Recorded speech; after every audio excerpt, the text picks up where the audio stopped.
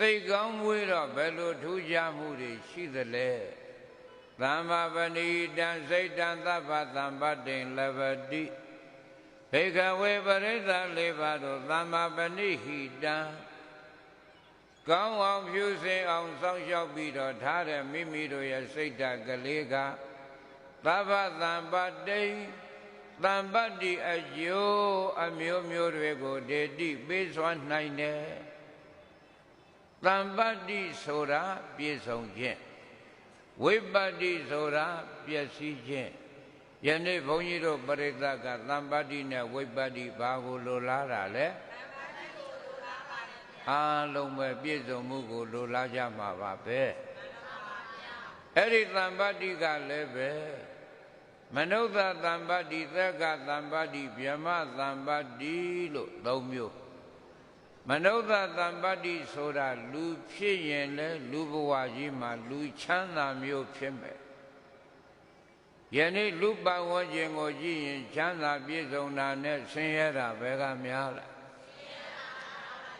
အဲ့ဒါသဘောပေါက်ဖို့လိုတယ်လူပတ်ဝန်းကျင်ကြည့်လိုက်ရင်နေညာယုံပြီးနတ်ဘူးကရွေးချီမှကြရှားဝဲစုဆောင်ရပေမဲ့လို့ဘုန်းကြီးတို့ပရိသတ်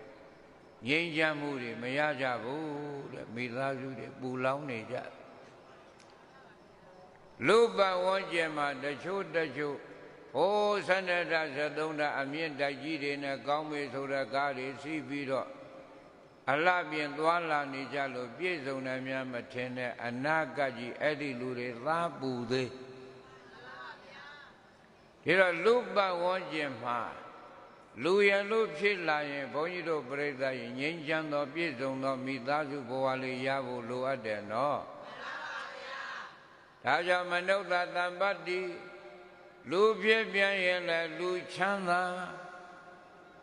သက္ကသံပတ္တိနတ်ဖြစ်ပြန်ရင်လည်းနတ်ချမ်းသာတဲ့နတ်ဆိုတော့ပြိဿရင်နတ်တိုင်းချမ်းသာတယ်မထင်နဲ့နတ်ဆင်းရဲနတ်မွဲတွေအများကြီးပြောတော့လူတို့နေတိုင်းရမှာလူတွေနဲ့ဝန်းကျင်နေကြတဲ့နတ်များနောက်ပြီးတော့သတုမာတဲ့ဒါဝိဒိန်သာအဲ့ဒီနတ်တွေဟာမြေပေါ်မှာတည်တဲ့နတ်တွေဒီနတ်တွေမှာပရိသတ်ရေဒါလောက်တကိုးဆွမ်းရင်ကြီးမားတာမဟုတ်ဘူးအာဂသတ္တဟိုတဲ့ကောင်းကင်မှာနေတဲ့ယာမတုတိတာနေမနာရတိပရနေမိတဝသဝတ္တိဆိုတဲ့အဲ့ဒီနတ်ပြည်တွေနေကြတဲ့နတ်တွေမှာကုသိုလ်ကြီးပြီးတော့ဖြစ်ကြဒါကြောင့်အထက်အမြင့်မှာတည်တဲ့နတ်ဖြစ်ဖို့လဲလိုသေးသဗျာနော်လူပြည်လူဝန်းကျင်ကနတ်တွေကတော့ပရိသတ်ရေ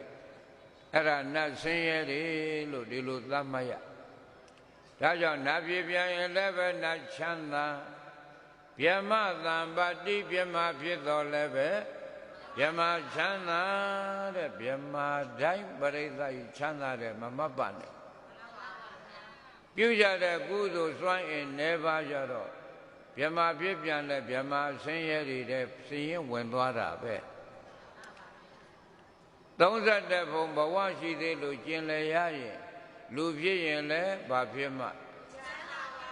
နတ်ဖြစ်ပြန်ရင်လည်းဗြဟ္မဖြစ်ပြန်ရင်လည်းဒီတော့လူချမ်းသာနတ်ချမ်းသာဗြဟ္မချမ်းသာလို့31ဘုံလောကနယ်တဲ့အရာ3ညပေမဲ့လူရောနတ်ရောဗြဟ္မာရောဘဝရှိသေးရင်အိုနာသေးရှိတာပဲခန္ဓာရှိနေသေးရင်ဒုက္ခရှိနေသေးတာပဲခန္ဓာဘာလို့လဲမေးရင်အိုမယ်နာမယ်သေမယ်ဘယ်သူခန္ဓာပဲကြီးနောက်ဆုံးအိုနာသေးပဲဒီတော့တကယ်ချမ်းသာအစစ်မဟုတ်သေးဘူးတဲ့ချမ်းသာအစစ်အမှန်ကဘာလဲဆိုတော့အိုနာသေးတို့ကုံဆုံးရမရှိရဖြစ်တဲ့အဲ့ဒီနိဗ္ဗာန်သံပတ္တိနိဗ္ဗာန်ချမ်းသာမှသာလင်တကယ်ချမ်းသာစေချမ်းသာမှန်ဖြစ်ပါတယ်တဲ့